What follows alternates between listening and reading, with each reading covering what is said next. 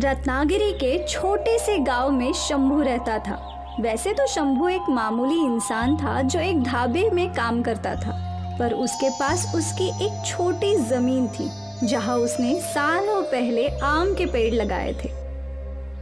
देख रही हो मीनाक्षी, मेरे आम के पेड़ कितने बड़े हो गए। पर अब तक इन पेड़ों पर आम क्यों नहीं लगे? बहुत जल्दी लगेंगे और फिर हमारी जिंदगी बदल जाएगी। उम्मीद है ये सब बहुत जल्दी से हो। मीनाक्षी और शंभू मिलकर अपने आम के पेड़ों का अच्छे से ध्यान रखा करते थे। रोज सुबह सारे पेड़ों को पानी डालने के बाद ही शंभू अपनी नौकरी पर जाया करता था। आज फिर तुम लेट हो गए शंभू, माफ कर दीजिए मालिक, अगली बार से नहीं होगा। वो मेरे एक पेड़ में कीड़े लग गए थे तो उसमें मैं दवाई डाल रहा था। ठीक है, इतने सालों से तू इन पेड़ों का ख्याल रख रहा है, भगवान ही जाने उसमें फसल कब आएगी। आएगी मालिक, जरूर आएगी। उसी दिन शंभू को अपनी पगार मिली 10,000 रुपए। वो सारे पैसे लेकर बगल वाली दुकान पर गया। ये लो भाई, आपके 500 रुपए जो मैंने पिछले हफ्ते लिए थे। बहुत बहुत धन्यवाद। यहाँ से वो किराने की दुकान पर गया। आ गए भाई, मैं सोच ही रहा था कि अब तक तुम क्यों नहीं आए। खैर, आपके घर का सारा राशन मैंने पहले ही बांध दिया है। बहुत अच्छा किया। कितना हिसाब हुआ है भाई? 2040 रुपए। ये लो। फिर शंभू दूध वाले के पास गया। ये लो भाई, तुम्हारे 1000 रुपए। अब बकाया खत्म, नया हिसाब शुरू। हाँ ठीक है। सबका हिसाब दे दाकर जब वो घर पहुंचा, आप ही का इंतजार कर रही थी। पगार मिल गई लगता है। यहाँ रख दीजिए सारा राशन। मिल गई और 3540 रुपए दे भी दिए। मतलब अब बस 6407 रुपए बचे हैं। हाँ, इसमें से खेत के लिए मुझे 3000 रुपए लगेंगे। बिजली, मोटर, पानी का बिल वगैरह वगैरह। 500 मेरे महीने के खर्च और बचे हुए 3000 रुपए तुम रख लो।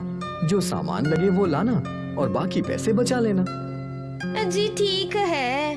मैंने सोचा था इस महीने अगर 3000 से ज्यादा पैसे मिले तो नई साड़ी खरीद लूंगी। वो अगले महीने मेरे बहन की शादी है ना। तुम फिक्र मत करो, कुछ दिनों में मैं तुम्हारे लिए नई साड़ी ले आऊंगा। ठीक है जी। सारा हिसाब हो चुका था। अगली सुबह जब शंभू अपने आम के पेड़ों के पास पहुंचा तो वो हैरान था। मीनाक्षी, क्या हुआ? देखो, पेड़ों पर फल आ रहे हैं। हे भगवान, ये हमारे पेड़ों की पहली फसल होगी। हाँ हाँ, उम्मीद है फसल बहुत अच्छी होगी ही। हमने इतने सालों से इन पेड़ों की देखभाल की है। वो तो है। शंभू और मीनाक्षी उत्साहित थे। उनकी वर्षों की मेहनत रंग लाई थी। 1 महीने में सारे पेड़ों पर आम आ गए। कितने सारे आम है ना? हाँ, हमें अभी इनकी और भी अच्छे से देखभाल करनी होगी, तभी हमें अच्छा दाम मिलेगा। हाँ बिल्कुल। अब से मीनाक्षी और शंभू ने ज्यादा से ज्यादा वक्त अपने आम के बगीचे में बिताया। अगर एक भी आम को कीड़े लगते तो वो तुरंत उसे तोड़ देते। लगभग 3 महीने बाद आम पकने लगे। शंभू ने एक आम तोड़ा और उसे खाया।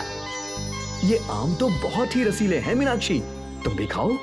हाँ हाँ। मीनाक्षी ने भी आम चखे।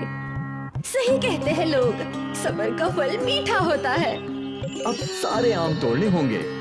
ठीक है। शंभू ने अपनी नौकरी से कुछ दिनों की छुट्टी ले ली और दोनों पति पत्नी मिलकर आम इकट्ठे करने लगे। 3 दिनों में आमों का बड़ा सा ढेर लग गया। सोचा नहीं था इतने सारे आम लगेंगे हमारे पेड़ों पर। भगवान जब भी देता है छप्पर फाड़ के देता है। तभी एक आमों का व्यापारी वहाँ से गुजर रहा था। उसका ध्यान ताजे आमों पर पड़ा। अरे शंभू भाई, सारे आम बेचने हैं क्या? जी स्वामी भाई। स्वामी ने एक आम चखा वाह, एक नंबर। बहुत ही मीठे हैं और आकार भी बड़ा है। क्या दाम लोगे इन सब का? ये मेरी पहली फसल है, आप ही कुछ हिसाब से बता दीजिए। फसल बहुत अच्छी है, मैं इन सब आम का तुझे 3 लाख रुपए दे सकता हूँ। 3 लाख? सौदा मंजूर है तो बोल। जी मंजूर है। और हाँ, अगले साल भी मुझे ही बेचना। बिल्कुल बिल्कुल, मैं पैसे और आदमी लेकर आता हूँ। ठीक है। स्वामी पैसे लेने चला गया और मीनाक्षी और शंभू बातें करने लगे। भगवान की कृपा है हम पर। 3 लाख? बाप रे। कृपा तो है और हमारे सालों की मेहनत भी तो है मीनाक्षी।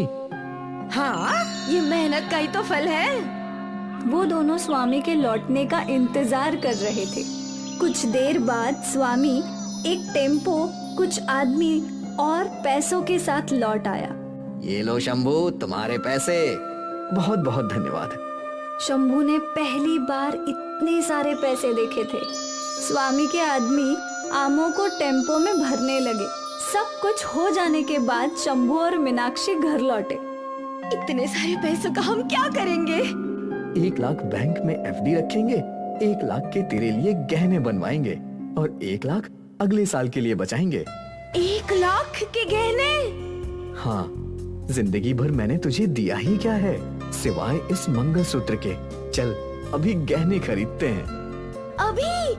हाँ अभी। मीनाक्षी और शंभू गहनों की दुकान पर पहुँचे। राम राम किमजी भाई। राम राम। बोलो शंभू भाई, क्या दिखाऊं? भाभी जी के लिए कान की बाली या अंगूठी?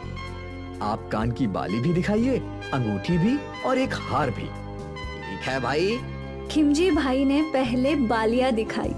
मीनाक्षी ने एक बाली पसंद कर ली। फिर अंगूठियां दिखाई। मीनाक्षी ने एक अंगूठी भी पसंद कर ली। फिर खिमजी भाई ने हार दिखाए। मीनाक्षी ने एक हार भी पसंद कर लिया। इन सबको मिलाकर 70,000 हुए हैं शंभू भाई। बस एक काम कीजिए, आप कंगन भी दिखाइए। जी। खिमजी भाई ने कंगन भी दिखाए। मीनाक्षी को एक कंगन की जोड़ी भी पसंद आई। इन सबको मिलाकर 1,10,000 हुए हैं शंभू। ठीक है। शंभू ने अपने झोले से पैसे निकाले और खिमजी भाई को दे दिए। अरे वाह भाई, इतने सारे पैसे, वो भी नगद। कोई खजाना मिला है क्या? ऐसा ही समझो। खिमजी ने सारे गहने मीनाक्षी को दे दिए और वो लोग वहाँ से निकल गए। शंभू के जाते ही खिमजी भाई ने ये बात दूसरे दुकानदार को बताई। वो शंभू मेरी दुकान से 1,10,000 के गहने खरीद कर गया है। लगता है कोई खजाना मिला है उसे। अरे बाप रे। और ये बात आग की तरह फैल गई। सारे गांव वाले मिलकर मुखिया के पास गए। जरूर शंभू को खजाना मिला है। उसने 1,10,000 के गहने खरीदे। बाप रे, वो ढाबे पर काम करने वाला शंभू ना। अगर उसे खजाना मिला है तो उस पे सारे गांव का हक है। हमें उससे अपना हक मांगना ही चाहिए। हाँ चलो। मुखिया के साथ सारे लोग शंभू के घर पहुँचे। आप सब एक साथ? क्या बात है? सुना है तुम्हें खजाना मिला है।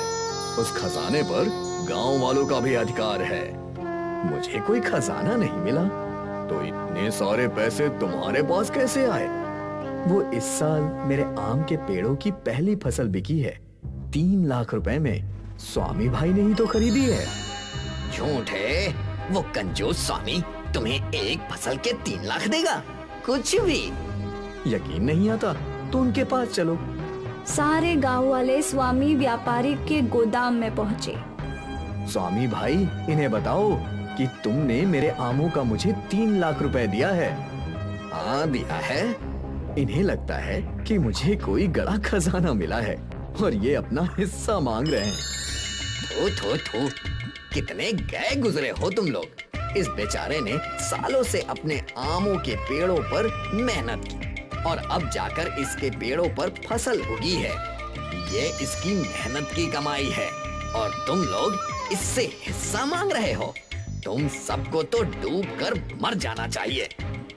स्वामी व्यापारी ने सारे गांव वालों को अच्छे से खरी खोटी सुनाई और सबका सिर शर्म से झुक गया। खिमजी भाई को खटक गया कि शंभू के पास 1,10,000 रुपए थे। तो ये कहानी हमें सिखाती है कि लोगों को दूसरों का भला होता हुआ अच्छा नहीं लगता। बहुत ही मतलबी होती जा रही है ये दुनिया।